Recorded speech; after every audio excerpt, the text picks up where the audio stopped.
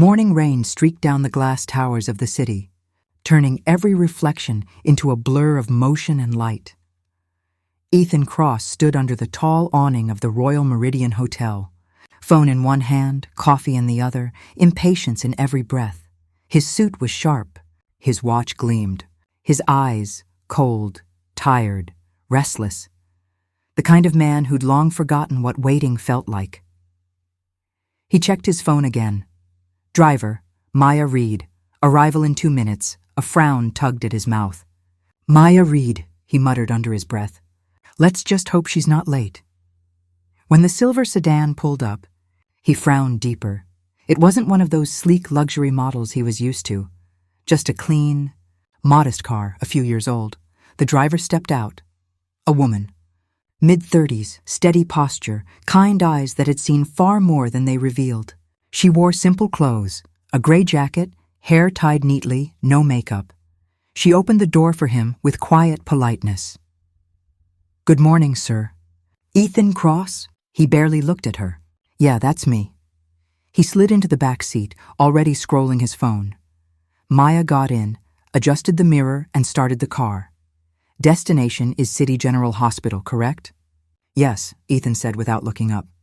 And make it quick. My time's not cheap. Maya glanced in the mirror, calm, unfazed. I'll get you there safely, sir. He smirked. Safely is fine, but fast would impress me more. She didn't respond. Only the sound of rain tapping on the roof filled the silence. 15 minutes in, Ethan sighed dramatically. Do you always drive this slow, or just when someone's in a hurry? Maya's voice remained level. We're keeping a steady pace. There's heavy traffic ahead, he scoffed. Excuses. You drivers always have them. Her fingers tightened slightly on the wheel, but her tone stayed calm. I'm doing my job, sir. Ethan leaned back, chuckling. You know, you could have done better than this. Ever think about getting a real job? Something that actually pays? That one landed heavier than he knew. But Maya only replied softly, sometimes the job that pays isn't the one that matters. He smirked. That sounds like something people say when they've given up. Still no anger from her. Only quiet patience. Through the mirror, her eyes looked focused, the kind that had seen arrogance before and learned how to outlast it. As the car rolled through the city, Ethan's phone buzzed. He answered quickly. Yeah, what's the update? A trembling voice on the other end. His wife. Ethan, it's Lily. The doctor says Emma's having trouble breathing again. They might have to move her to ICU. Ethan's posture changed instantly. His phone slipped slightly in his grip. What? No, I'm on my way. Just tell them to wait for me. His voice cracked. Panic bled through his polished tone. Maya glanced back. Is your daughter unwell? He hesitated, then muttered, She's all I've got. Her expression softened, but her voice stayed calm. I'll do my best to get you there as soon as possible. The sincerity in her tone caught him off guard. For the first time, he actually looked at her reflection in the mirror, not just as a driver, but as a person. The rain grew heavier. Traffic thickened. Horns blared. Ethan rubbed his temples, muttering, Come on, come on. Maya exhaled slowly, scanning the road ahead. Her eyes flicked to a side street, narrow, less crowded. She made a quick decision. Hold tight. What are you... Before he could finish, she turned sharply down the alternate route. Tires hissed against the wet road. Ethan grabbed the seat. Are you insane? You can't just... She cut him off calmly. Do you trust me to get you there or not? He fell silent. Something in her tone, steady, commanding, almost clinical, made him obey. 5 minutes later, they cleared the jam. Ethan looked at his watch. They'd gained nearly 10 minutes. He stared at her again, curiosity flickering behind his guarded eyes. How did you even know that route? Maya smiled faintly.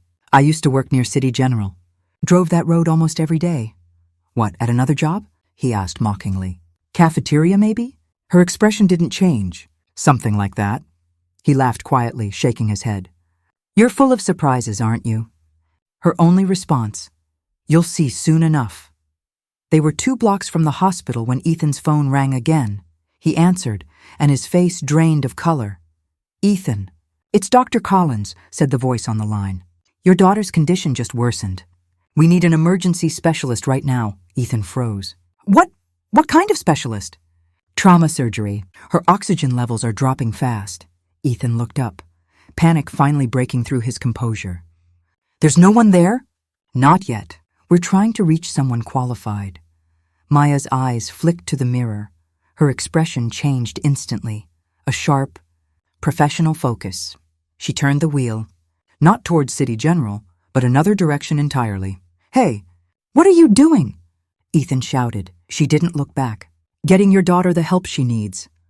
"Where are you taking me?" "To someone who can save her," Maya said, her voice calm, but this time with authority. "Who?" Ethan demanded. Her eyes met his in the mirror. "Me." The car sliced through the rain, wipers beating a frantic rhythm. Ethan's pulse matched it, wild and uneven. He gripped the seat, glancing between the storm and the woman driving like she owned the road. "Maya!" he shouted. "I said City General. Why are we—" She didn't answer immediately. Her eyes darted between mirrors, calculating, measuring every second like each one was a life. Finally, her calm voice broke through the tension. "Your daughter doesn't have time for City General's emergency wait. There's a private trauma facility closer. I know the doctor's there. Trust me." "Trust you?" he barked. "You're a driver, not a doctor." For the first time, her jaw tightened. Her hands were steady, but her tone carried steel. "Then trust a driver who knows how long hospitals take to move when it matters." He opened his mouth to retort, but something in her eyes stopped him. They weren't the eyes of someone bluffing. They were sharp, trained, the kind of eyes that had seen the thin line between life and death before. They swerved into a side road, water splashing against the car as thunder cracked overhead. The GPS kept recalculating. Ethan's phone buzzed again, his wife's trembling voice on the line. "Ethan, she's fading fast." They said. He couldn't listen, couldn't breathe. He turned to Maya, voice trembling for the first time all morning. "Please, just get me there, please." Her tone softened, almost like a whisper between storms. "I will." 10 minutes later, they pulled up to a white stone building tucked behind tall iron gates. A sign glowed faintly through the rain. St. Helena Medical Center, private access. Only Ethan looked up, confused. "What is this place? What is this place?" But before he could finish, Maya killed the engine and jumped out.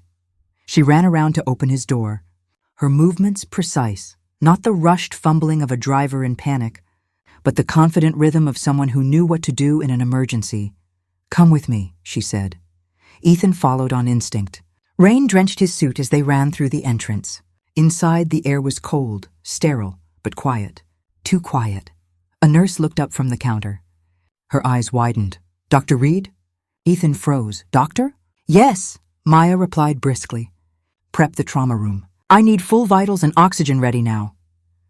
The nurse jumped into motion without hesitation.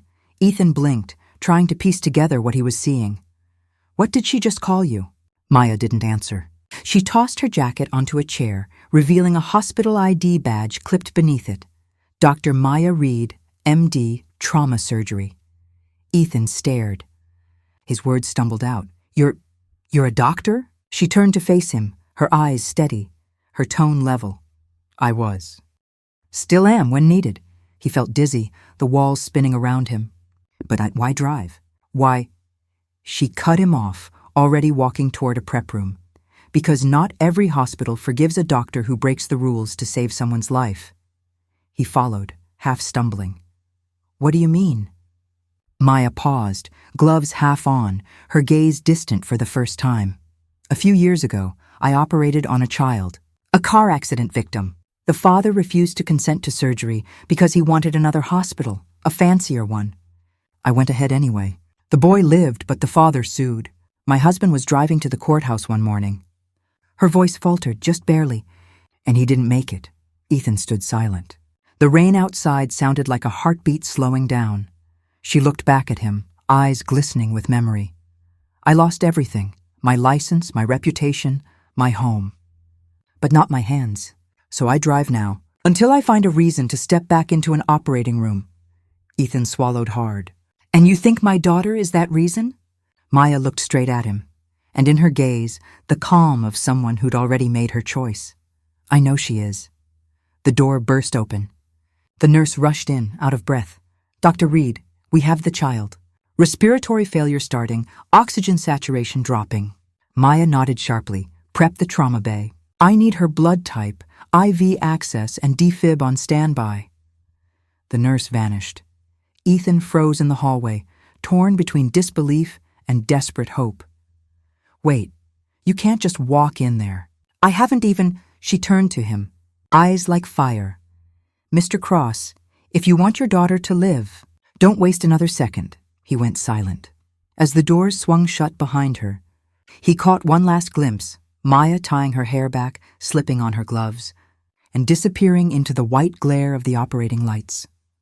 He stood alone in the hallway, soaked, trembling, and utterly powerless. For the first time in years, Ethan Cross, the man who thought money could buy every solution, had nothing, left but faith in a stranger he'd insulted, a stranger he'd judged, a stranger who was now fighting for his daughter's life. Hours passed like minutes. The hospital lights dimmed outside the operating room.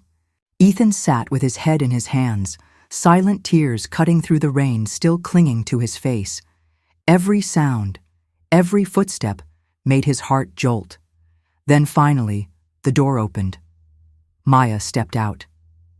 Her hair clung to her forehead, her gloves stained faintly red, her eyes exhausted but calm. He stood, voice shaking. How is she? Maya looked at him for a long moment before speaking. She's stable. It was close, too close. But she'll live. Ethan's knees nearly gave out. He covered his face, trying to hide the emotion spilling out after years of pride. When he looked up, Maya was already walking away quietly, unbothered by glory or thanks. He called after her. Wait, Maya! She stopped, turned slightly. Why did you do it? After how I treated you? Her answer was soft, but it hit harder than any anger could. Because saving lives is who I am, no matter how they see me. Then she walked away, leaving him staring, wordless, into the quiet hallway. And for the first time, Ethan Cross realized how small a man feels when standing before true greatness. Morning sunlight crept through the blinds of St. Helena Medical Center, painting soft stripes across the quiet hospital room. Machines hummed gently. On the bed, Emma Cross, just 9 years old, stirred beneath crisp white sheets, her eyes fluttered open. The first thing she saw wasn't her father. It was Dr. Maya Reed, sitting beside her, a faint smile on her face, exhaustion hidden behind calm warmth. Hey there, sunshine, Maya whispered softly. How do you feel? Emma blinked, voice small and dry. Tired, but better, Maya nodded gently. That's exactly what we like to hear. She adjusted the oxygen mask slightly, her touch careful, practiced. Then the door opened quietly. Ethan stood there, frozen. The image hit him like a blow to the chest. This woman he'd ridiculed hours ago, now watching over the only person that mattered to him. He couldn't move at first. His throat felt heavy. Words didn't seem big enough for what he needed to say. Maya turned, gave him a small nod, and whispered, She's strong. She's going to be okay. He stepped forward slowly.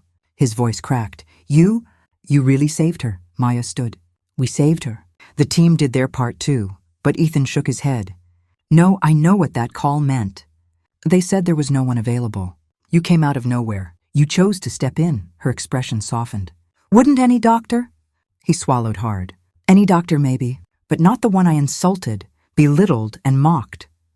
The words hung between them, heavy and raw. For a long moment, Maya said nothing. Then she simply replied, I've learned that pain doesn't need revenge. Sometimes it just needs purpose. Later that afternoon, Maya walked out into the hospital courtyard, the faint smell of rain still clinging to the air. She sat on a bench beneath a jacaranda tree, watching petals drift across the wet pavement. Ethan appeared beside her, carrying 2 paper cups of coffee. He offered one wordlessly. She accepted it, nodding in thanks. "I went through your file," he said quietly. "After everything, the lawsuit, the loss, the medical board suspension," she didn't look at him. "Curiosity suits you better than arrogance, Mr. Cross." He almost smiled. Almost. "I deserve that." He took a deep breath. "I had lawyers, judges, reporters eating from my hand for years. I thought that made me powerful. But when my daughter was on that bed, all that money, all those names, none of it meant a damn thing." He looked at her then, not as a man defending his pride, but as a father stripped bare. "You were the only person who mattered." Maya looked down, her voice barely a whisper. "You don't need to thank me." But Ethan shook his head. "No, I need to." He pulled an envelope from his coat pocket and placed it beside her. Inside was a letter, simple, handwritten, and a key. She frowned slightly. "What's this?" Ethan smiled faintly. "A proposal.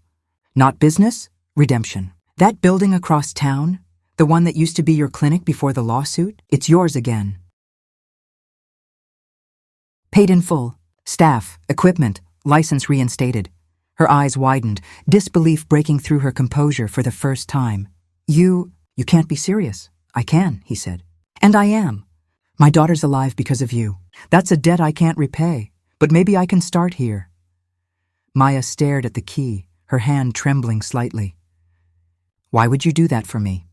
Ethan's answer came without hesitation. "Because the world needs people like you practicing medicine again. And because my daughter deserves to know what real heroes look like."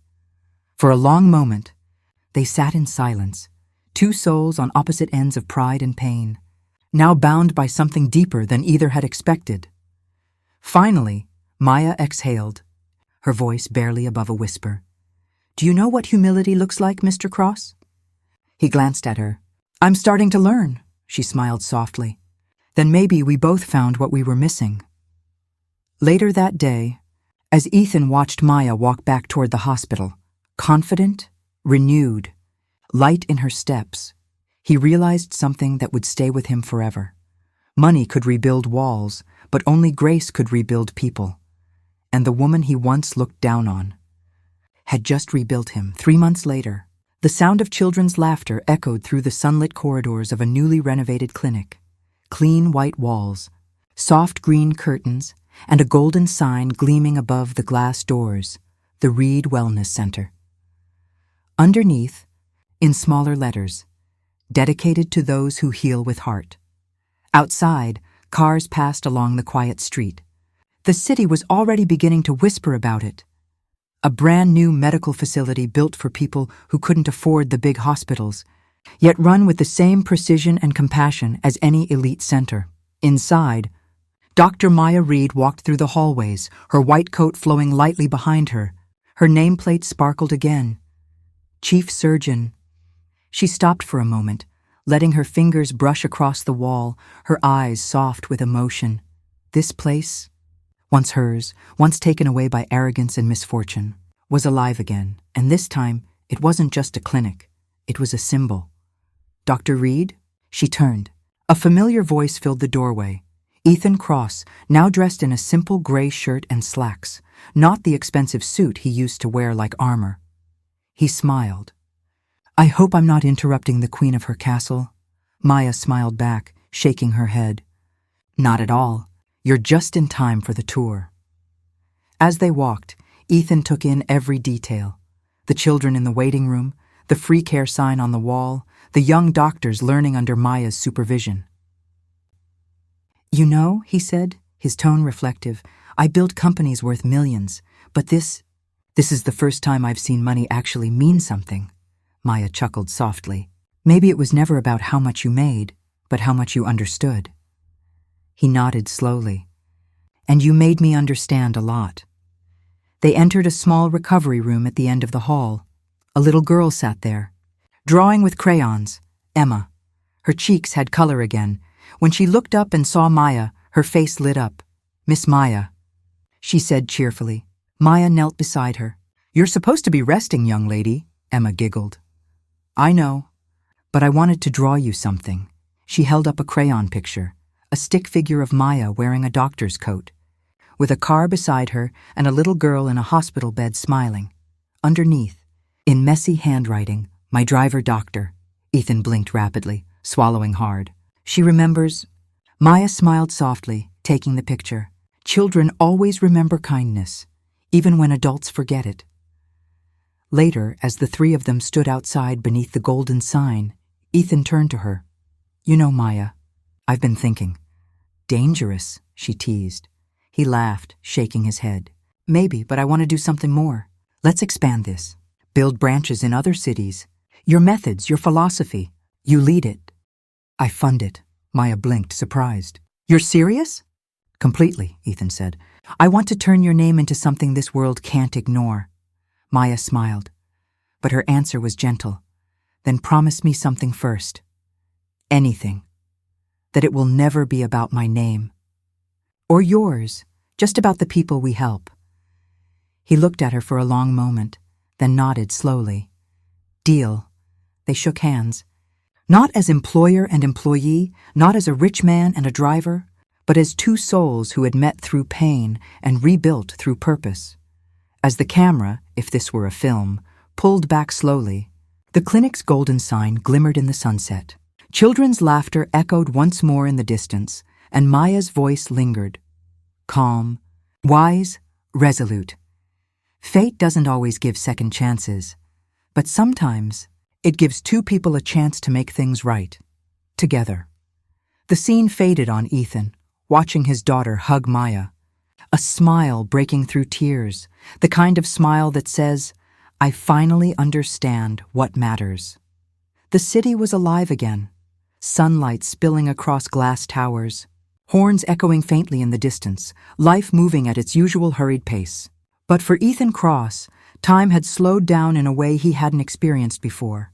Every morning now began not with the noise of conference calls or stock alerts, but with the quiet routine of driving his daughter to the Reed Wellness Center, the same place that had changed everything. He parked the car outside, stepping out with a relaxed smile as Emma jumped from the passenger seat, her school backpack bouncing on her shoulders. Come on, Dad! You're too slow. He laughed, a real, unguarded laugh, something he hadn't done in years. Go on, champ. Say hi to Dr. Maya for me. Emma grinned and ran toward the clinic doors, waving at the receptionist who already knew her by name. Ethan stood there for a moment, hands in his pockets, watching her disappear inside. His heart swelled with something he couldn't quite name. Pride, gratitude, peace. Maybe all of them, inside. Dr. Maya Reed was in her element, the once broken surgeon who had been mocked, humiliated, and cast aside, was now leading a team of young doctors who looked at her with admiration and respect. Her hands moved gracefully as she guided a new intern through suturing practice.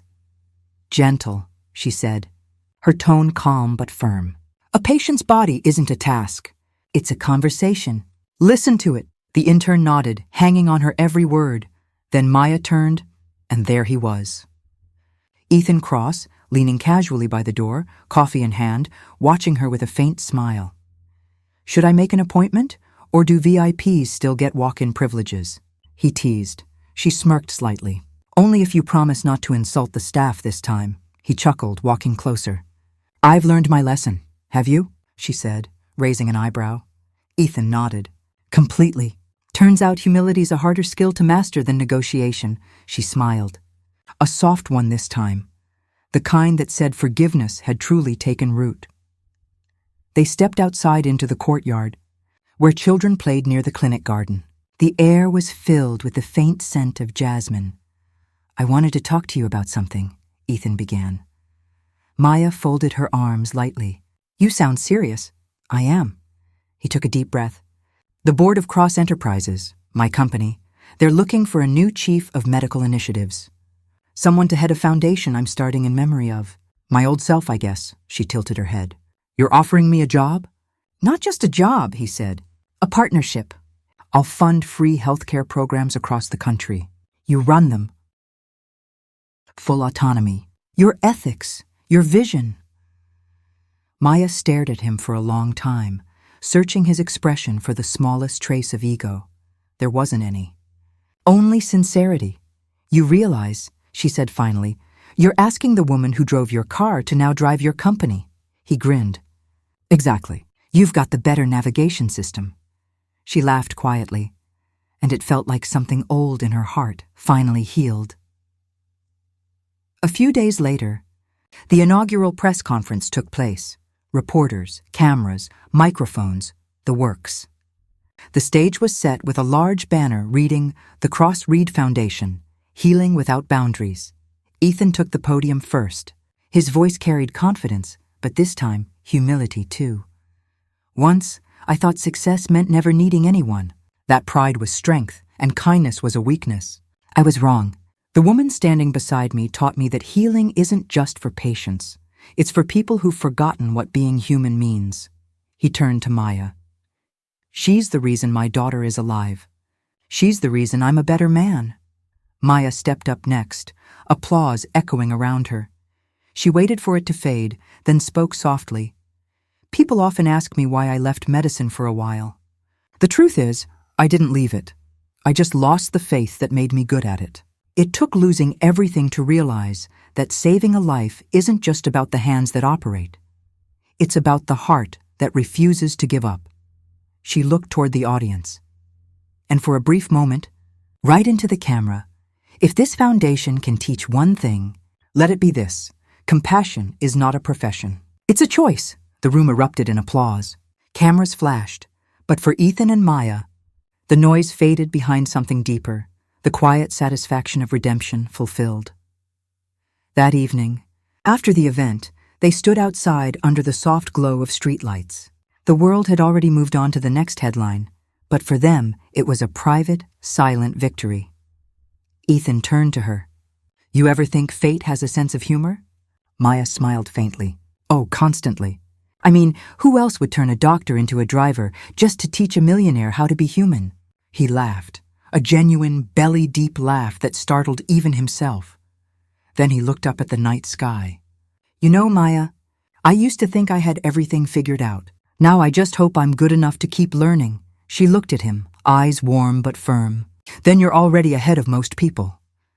They stood there in silence for a long while, not awkward, just peaceful. Two people who had found balance in each other's lessons. A week later, Maya was walking down a quiet street near the clinic when a taxi pulled up beside her. The driver leaned out, a young man, maybe in his 20s. Hey, you're that doctor from TV, right? The one who used to drive rideshares? Maya smiled, a little embarrassed. Guilty as charged, he grinned. You inspired me, ma'am. I'm studying to be a paramedic now. Figured if a driver can save lives, maybe I can too. Maya blinked, then smiled softly. That's the best thing I've heard all week. The car pulled away, and she stood there. A hand over her heart. Her past, once a wound, had become someone else's reason to rise. Later that evening, Ethan dropped by the clinic after hours. He found her sitting in her office, surrounded by files and coffee cups, still working, still saving the world one chart at a time. He teased. She looked up, smiling. Someone's got to. He placed a small box on her desk. What's this? Open it. Inside was a golden stethoscope, engraved with a single line. To Dr. Maya Reed, the heartbeat of second chances. Her eyes welled up instantly. She ran her thumb over the words, speechless. He said softly, You gave me my second chance. You deserve something that reminds you of yours. She looked at him, really looked, and whispered, Thank you. For what? For seeing me. As she placed the stethoscope around her neck, the camera of our imagined short film would slowly zoom out, showing her standing in the clinic she rebuilt, surrounded by staff, laughter, and light. Her voice, calm and strong, would narrate the closing lines. People think fate is cruel, that it takes without reason and gives without warning. But I've learned something different. Fate isn't cruel. It's a teacher. It breaks us, bends us, humbles us, so we can finally become who we were meant to be. Cut to black, text fades in. Inspired by true humanity. Music swells, a soft piano melody, as the screen fades to the Foundation's logo. The Cross Reed Foundation, because every life deserves a second chance. It's a second chance.